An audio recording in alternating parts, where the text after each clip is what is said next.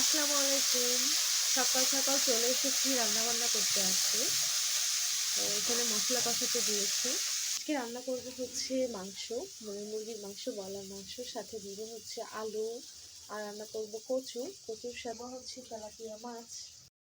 তো ওদিকে মশলা তো কষাতে দিয়ে দিয়েছি, আর এখন এর ভিতরে পানির ভিতরে গুলে নিচ্ছিলাম আর কি মশলাগুলোকে। লবণ, হলুদ, এগুলো সব এক এক করে দিয়ে আমি হচ্ছে গুলিয়ে দিচ্ছি, যাতে হচ্ছে তলায় লেগে না যায়। আর হচ্ছে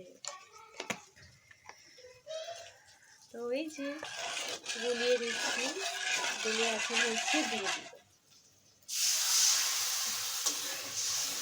দিলাম সাথে। আর রান্না বান্না করার সময় সাফা অনেক বেশি জ্বালাতন করে, সে তোর বাবার কাছে আছে, আর আমি রান্নাটা দ্রুত এখানে করে নিচ্ছিলাম।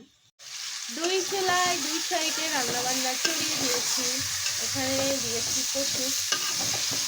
আমি হচ্ছে কাঁচা ঝাল ব্যবহার করি, তাও হচ্ছে একটু গরু ঝাল দিই যাতে কালারটা সুন্দর আসে।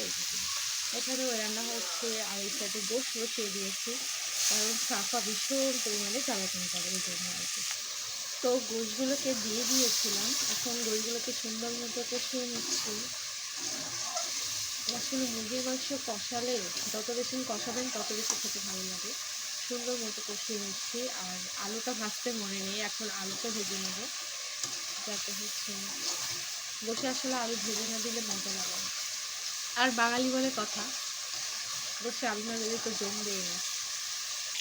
তো এখানে লবণ হলুদ দিয়ে সুন্দর মতো আলুটাকে ভেজে নিচ্ছিলাম, লাল লাল করে ভেজে নেব। এই যে আমি না এখন গ্যাসে রান্না করি, কারণ চুলা রান্না করতে পারি না। আমার সাফা ভীষণ জ্বালাতন করে, কারণ চুলা রান্না কিন্তু বেশি মজা হয়।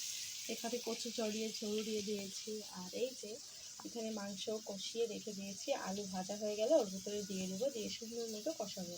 তারপরে এই যে এখানে মাছ রেখে দিয়েছি ভাজার জন্য। তারপর এখানে ভাজতে দিয়েছি হচ্ছে মাছগুলোকে, সুন্দর মতো মাছগুলোকে ভেজে নিব। আর এই যে গোশের উপরে আলুগুলো ভেজে দিয়ে দিয়েছি। এবার মাছটা ভাজা হয়ে গেলে তারপর গোশটা রান্না স্টার্ট করবো। তার ভিতরে আমি সাফাকে একটু খাইয়ে আসি, কারণ মাছ ভাজিটা হতে থাকে। তো এখানে গোশগুলোকে কষিয়ে আলু দিয়ে সুন্দর মতো কষিয়ে পানি দিয়ে দিয়েছি। এখানে এটা রান্না হোক, এই সাইডে কচু দিয়ে আর তেলাপিয়া মাছ আমার অনেক পছন্দের একটা তরকারি। দেখুন কচুগুলো একদম গলে কি হয়ে গেছে দেখছেন। তো মানে কচু দিয়ে তেলাপিয়া মাছ এটাতে এখন এই যে গরম মশলা দিয়ে দিলাম, গরম মশলা, জিরে মরিচের গুঁড়া দিয়ে 5 মিনিট পর আমি নামিয়ে নিব। একটু ঝোলটা কমে যাওয়া অপেক্ষা পর্যন্ত থাকবো। তো যাই। তো ফাইনালি আমার রান্না বান্না শেষ।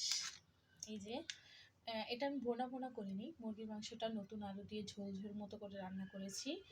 আর এই যে এখানে রান্না করেছি কচু দিয়ে, মাছ দিয়ে। কচুতে একটু ঝোল রেখেছি, কারণ কালকের জন্য এটা জ্বালাতে হবে, কালকে আমার একটু কাজ আছে, বাইরে যাবো, এই জন্য আজকে রান্না করে ফেললাম।